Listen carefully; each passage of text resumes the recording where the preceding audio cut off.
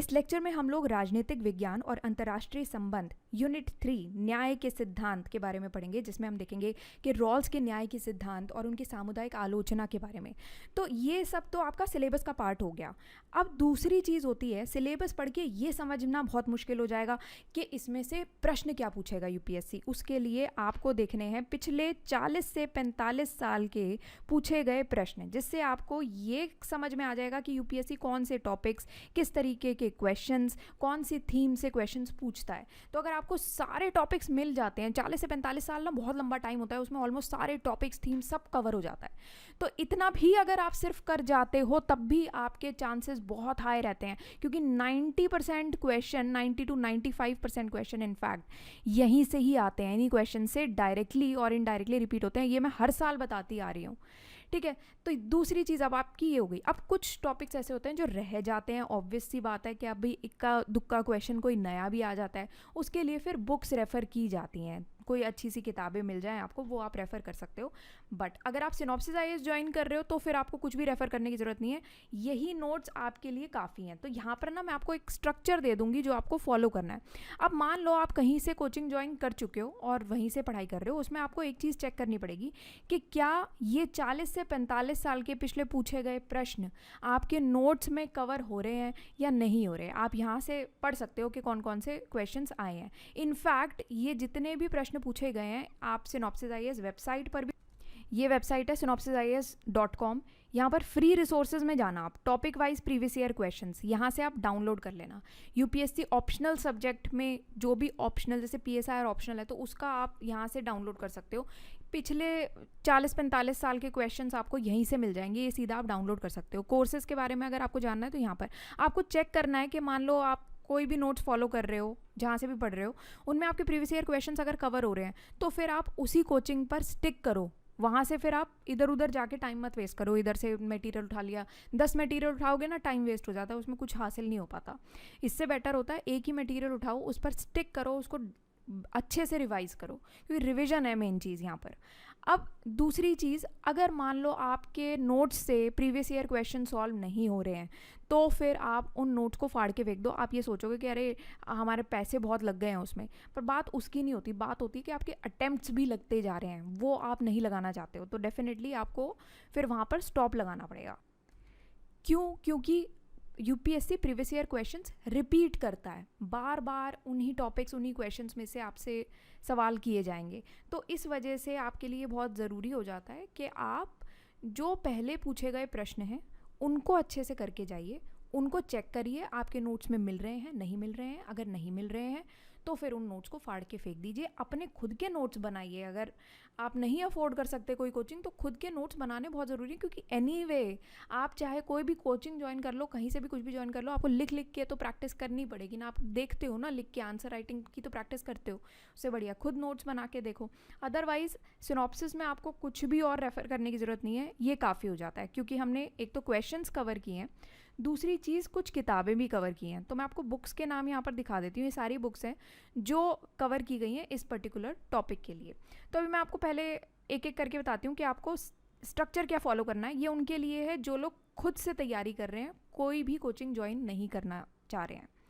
तो अभी क्या है यहाँ पर, न्याय का सिद्धांत सबसे पहले तो आप यहीं से स्टार्ट कर दोगे। अब लोग क्या करते हैं, जब सिलेबस देखते हैं ना तो वो देखते हैं कि अरे ये तो जस्टिस लिखा हुआ है, तो हम सीधा ही यहाँ पर conception of justice with special reference to Rawls theory of justice से ही स्टार्ट करते हैं और कम्युनिटेरियन क्रिटिक। मन नहीं, पहला जो टॉपिक आएगा ना आपका वो ये है, जस्टिस है पहला टॉपिक आपका। तो सबसे पहले तो आपको इसी को ही अच्छे से प्रिपेयर करना पड़ेगा। तो यहाँ पर न्याय का सिद्धांत का पहला होगा वितरणात्मक न्याय, ठीक है। 2018 का क्वेश्चन आया था, 1994 में भी आपसे क्वेश्चन पूछा गया था, जिसमें स्वतंत्रता और समानता कैसे संबंधित है उसके रिगार्डिंग आपसे क्वेश्चन पूछा था कि आधुनिक राजनीतिक सिद्धांत में न्याय की अवधारणा क्या है। फिर 2022 का जो बिल्कुल ही रीसेंट क्वेश्चन आया है, इसमें न्याय के पात्रता सिद्धांत का परीक्षण करना है, एंटाइटलमेंट थ्योरी ऑफ जस्टिस। अब यहाँ पर ये आपका एक स्ट्रक्चर चलेगा जिसके अंडर आपको अपना कंटेंट देना है, ठीक है। जैसे कि न्याय का अर्थ, उसकी अवधारणा क्या है, उसकी उत्पत्ति कैसे हुई, विचारकों के दृष्टिकोण आप यहाँ पर दोगे, कुछ अवधारणा बताओगे, न्याय के अलग अलग प्रकार हैं तो वो आप बता दोगे। जैसे ये 4 प्रकार के न्याय होते हैं, तो जिसमें आपके अलग अलग प्रकार के न्याय के अलावा एक चीज़ और है, एंटाइटलमेंट थ्योरी, जिस पर ये क्वेश्चन भी ऑलरेडी यूपीएससी पूछ चुका है, जो मैंने अभी आपको बताया। उसके जो मेन थिंकर है ना वो रॉबर्ट नॉजिक है।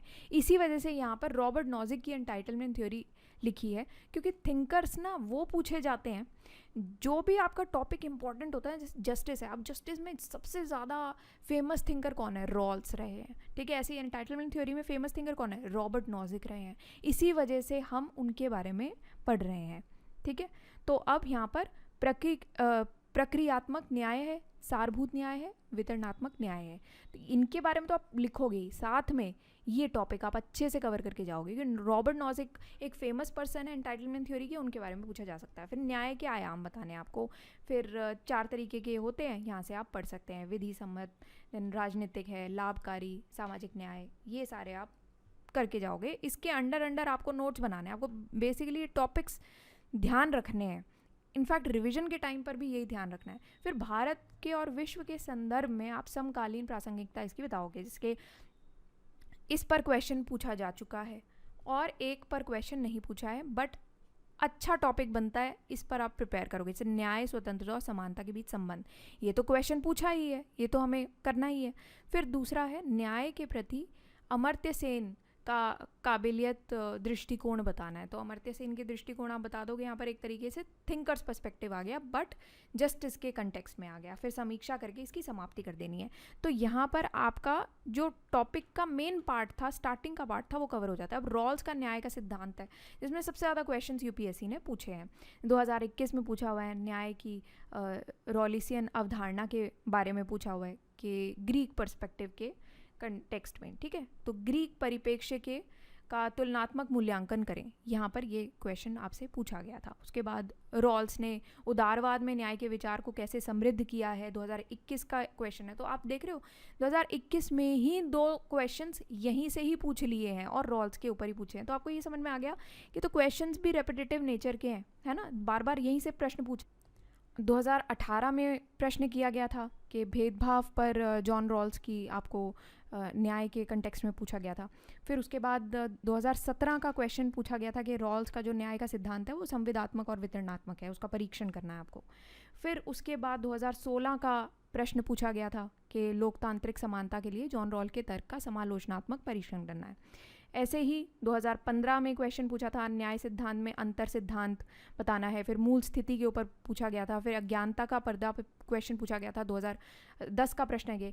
फिर 2000 में प्रश्न पूछा गया था सांस्कृतिक, धार्मिक और वैचारिक समूहों के बीच एक व्यापक सहमति पर निर्भर करता है रॉलिसियन लक्ष्य, तो उसके कंटेक्स्ट में आपको यहाँ पर बात करनी है। तो ये original position, wheel of ignorance हो गया, ये सारे जो टॉपिक्स हो गए ना, ये तो काफ़ी इंपॉर्टेंट टॉपिक्स आप मान के चलो इनको, क्योंकि ये तो आपका रॉल्स थ्योरी ऑफ जस्टिस का मेन पार्ट ही यही बनाता है। 1999 में ऐसे क्वेश्चन पूछा गया था। फिर उसके बाद आपसे 2019 में क्वेश्चन पूछा गया था, 2014 में भी क्वेश्चन पूछा गया था। तो ये आपको ध्यान रख के चलना है। 2023 का ये क्वेश्चन आया है, ये आपको ध्यान रख के चलना है, ठीक है। 2023 में तो बहुत ही रीसेंट अभी ही क्वेश्चन पूछा गया था कि उदार स्व का विचार बहुत अधिक व्यक्तिवादी है। तो रॉल्स के कंटेक्स्ट में आपसे इस तरीके के क्वेश्चन, सामुदायवादी आलोचना, इसके ऊपर 3 क्वेश्चंस ऑलरेडी पूछे जा चुके हैं 2014 में, 2019 में, 2023 में।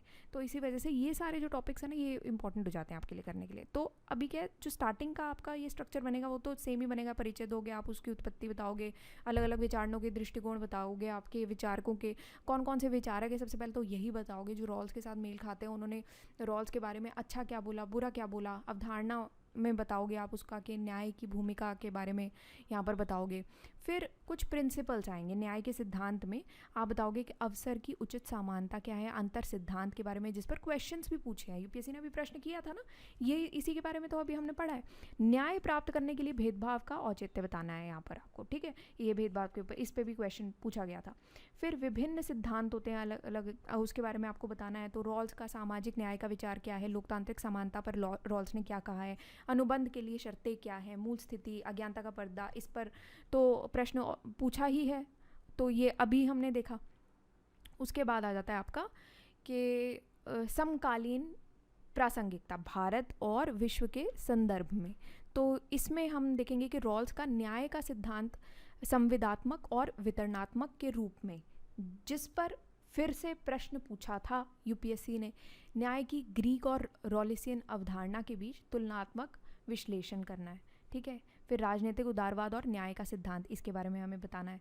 फिर रॉल्स के न्याय के सिद्धांत की आलोचना करनी है। अब आलोचना के लिए फिर से अगर आप कुछ विचारकों के दृष्टिकोण यहाँ पर दे पाओ तो बहुत ही अच्छा हो जाएगा। उसमें आलोचनात्मक जो एक टॉपिक बनेगा ना, आपको बहुत ही अच्छा बनेगा, उसमें हो सकता है आपको और अच्छे नंबर मिल जाए। तो न्याय का आपको सामुदायिक आलोचना करनी है यहाँ पर, फिर मुक्तिवादी आलोचना करनी है यहाँ पर, फिर रॉल्स का उदारस्व का विचार बहुत व्यक्तिवादी है, फिर मार्क्सवादी आलोचना यहाँ पर ऐड ज़रूर करना आप, ये काफ़ी अच्छा टॉपिक बनता है, और रॉल्स की नारीवादी आलोचना ये भी ज़रूर कर देना, फिर समाप्ति कर देनी है। तो ये आपका यहाँ पर एक टॉपिक कवर हो जाता है। यहीं पर ही आप बुक्स अगर आप रेफ़र करना चाहो तो ये पर्टिकुलर बुक्स हैं जो हमने रेफ़र किए हैं। इसका हिंदी में आप ट्रांसलेट करके अगर देख सकते हो तो देख लो।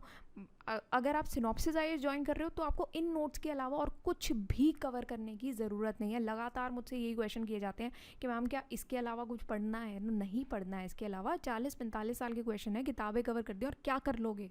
और फिर अब आपको रिविज़न पर ध्यान देना है, इधर उधर बुक्स जुटाने में मत टाइम वेस्ट करो। मेन उसमें चीज़ ही यही होती है कि लोग जितने भी टॉपर्स रहे हैं, जितने भी लोगों ने एग्ज़ाम्स निकाले हैं, उनमें कॉमन एक ही चीज़ होती है कि उन्होंने रिवीजन बहुत अच्छा किया है, उन्होंने प्रैक्टिस क्वेश्चंस बहुत अच्छे लगाए हैं। तो वो आपको ध्यान देना है। इधर उधर फालतू टेस्ट सीरीज़ में अभी टाइम मत वेस्ट करना।